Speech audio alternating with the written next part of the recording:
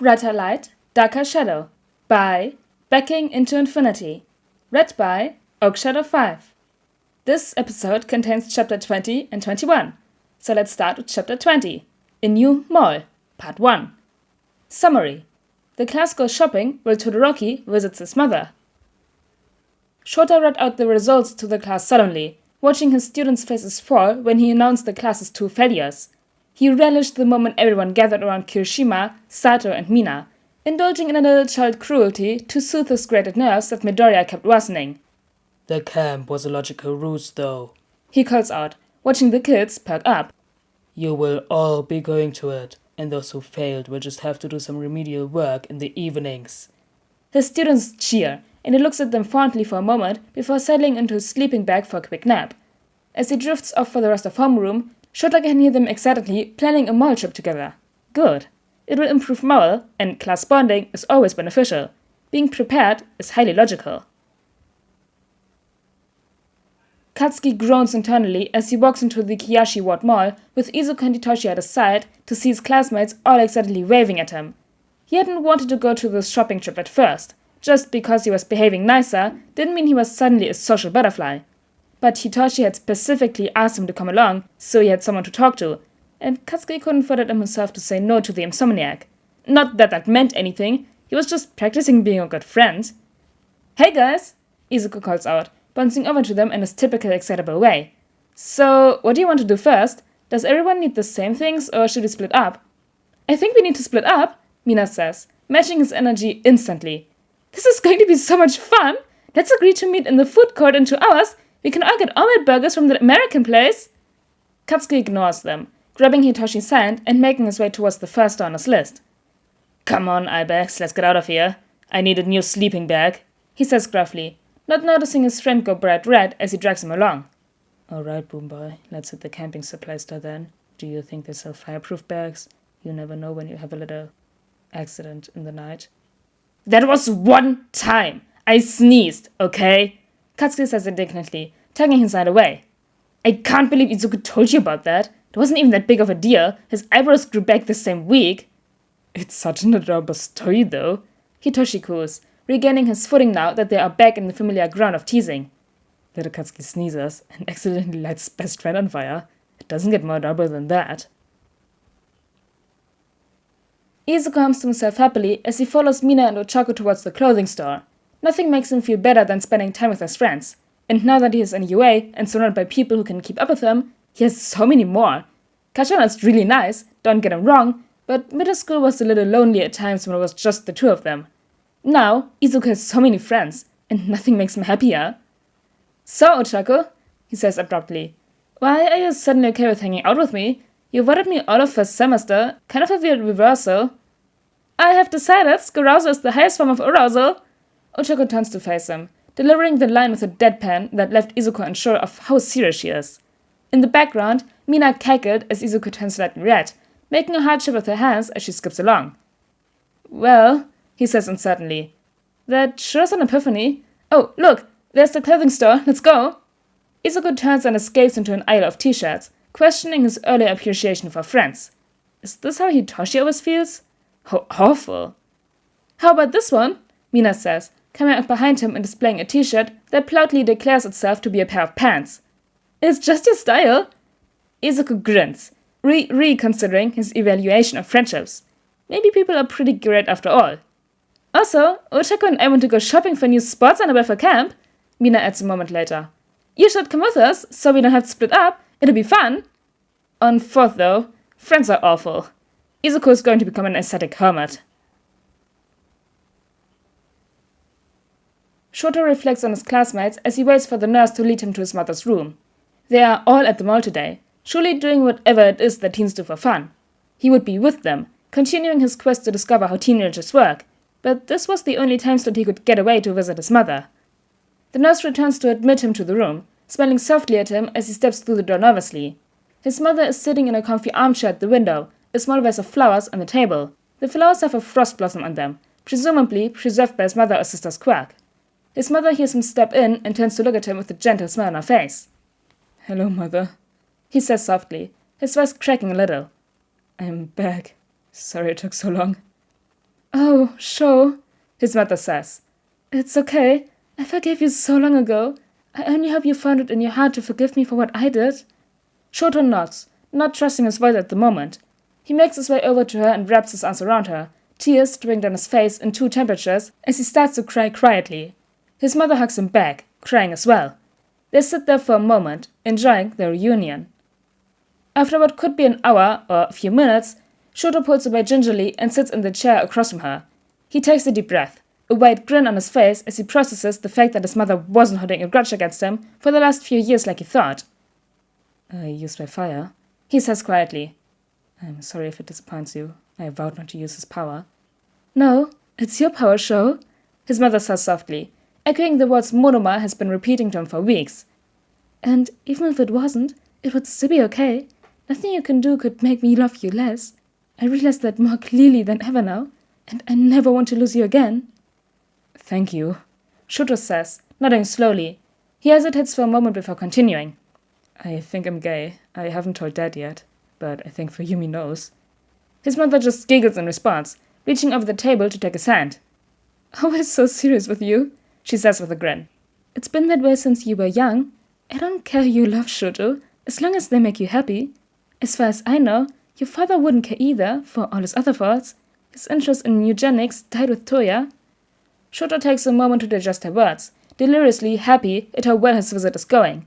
His smile returns in full force, and warmth seems to spread from his left side into his right as he registers his mother's love.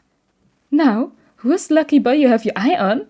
She says mischievously, the sparkle he remembers her having in his youth returning to her eyes as she teases him.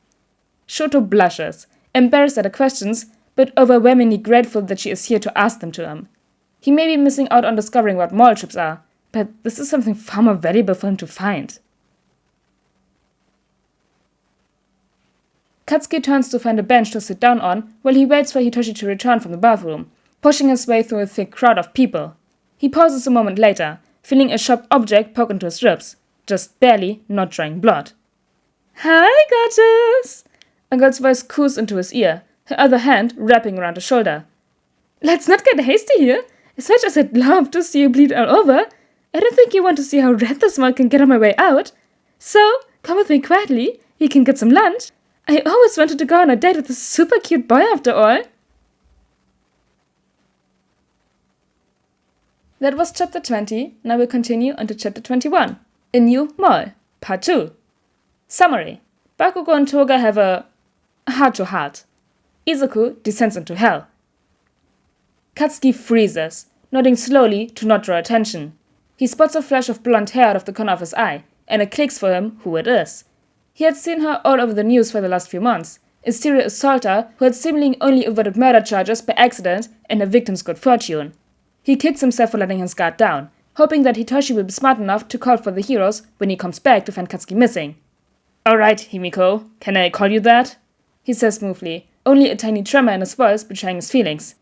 Let's go on a hot fucking date. Of course you can, Katsu-chan, she says in a sickly sweet voice, leading him through the crowd and into the elevator. She leans against the wall, draping herself over him and carefully keeping the knife out of view of any cameras. I'm so happy you're cooperating, even if I wish I could spill a bit of your pretty blood. Killing people in a mall like this just gets so messy sometimes. Katsuki nods stiffly, mentally counting the time he had been missing. So, why me, Himiko? He says.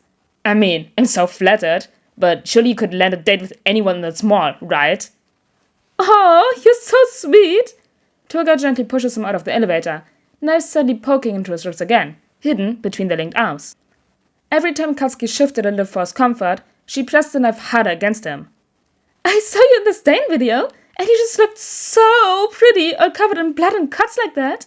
I couldn't resist. And your sports festival clips were so awesome too. I was disappointed you couldn't find the boy with the knives though. I like knives so much. Knives are so awesome, don't you think, Katsu-chan? Yes, knives are great, Himiko, he says, unsettled by her casual childish demeanor. Is this the place? Yup, it's such a cute tea shop. I got the strings. You stay right here in your seat, so you don't have to kill the cute barista. Toga leads him by a table in the corner, bouncing over to order drinks excitedly.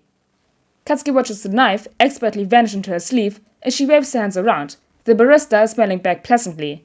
His phone buzzes in his pocket twice, and he quickly checks it while Toga is distracted. Hitoshi is asking where he is. Katsuki types out a quick garbled text explaining the situation and asking him to get the heroes, then deletes the messages on his end and shoves his phone back into his pocket. "What did you get me, Himiko?" he says with forced charm as she arrives at the tea. "It smells so good."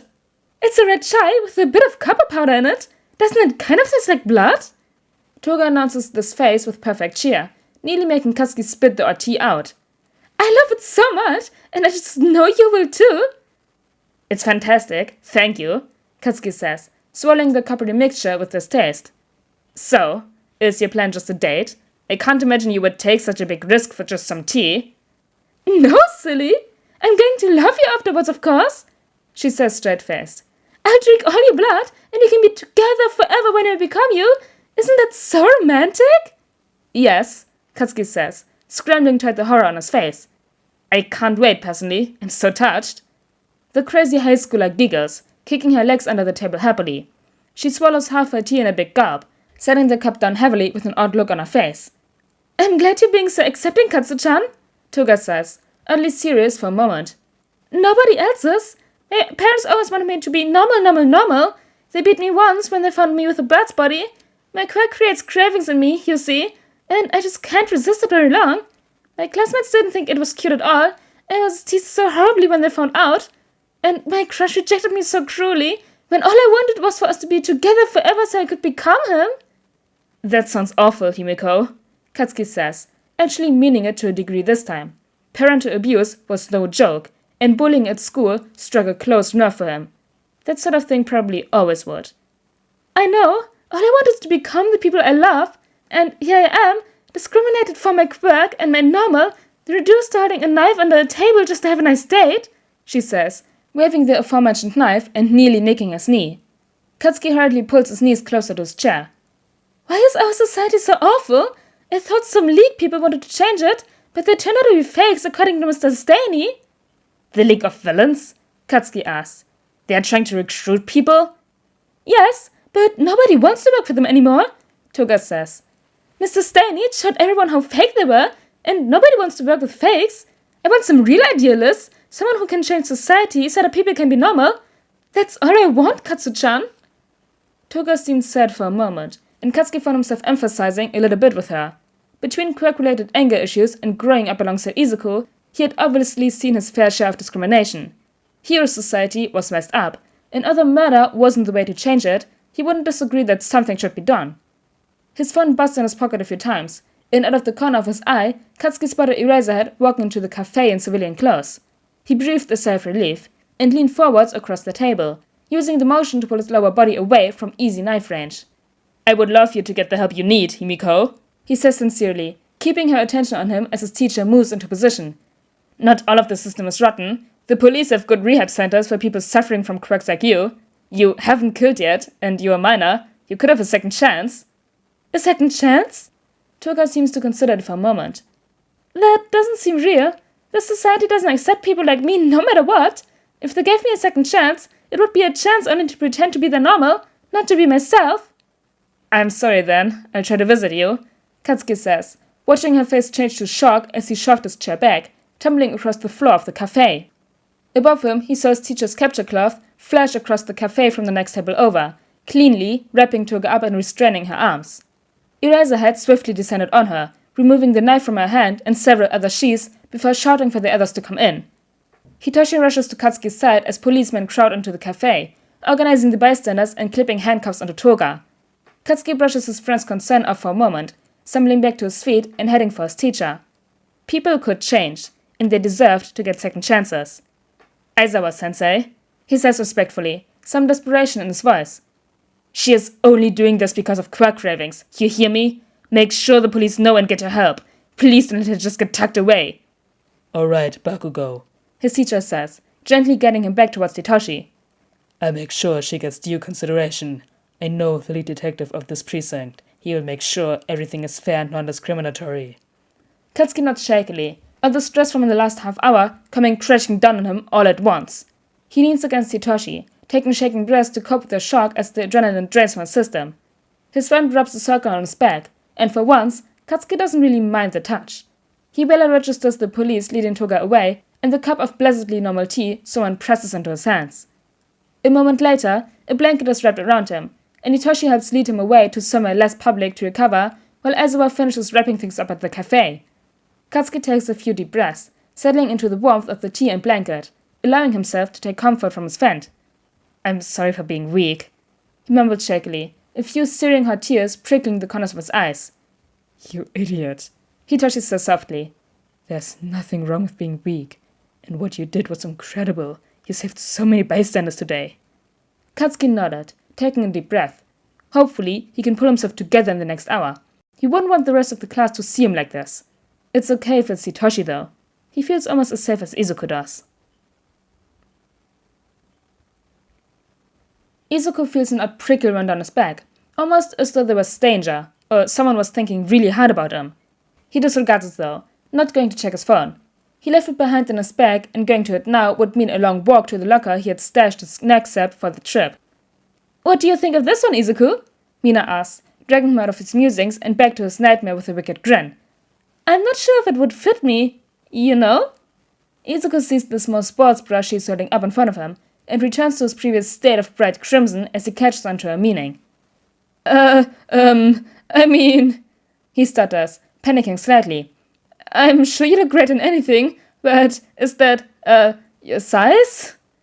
Behind him, Uchaku bursts into renewed cackles, patting him on the shoulder as Mina starts to laugh as well. Izuku looks for an escape, making eye contact with the only other man in the store. They share a moment of terrified solidarity before Mina grabs his hand and drags him to another section of the store, seemingly content with her selection. Izuku is grateful for the reprieve until he realizes where they are. Are you sure you guys need new swimsuits?" he says desperately.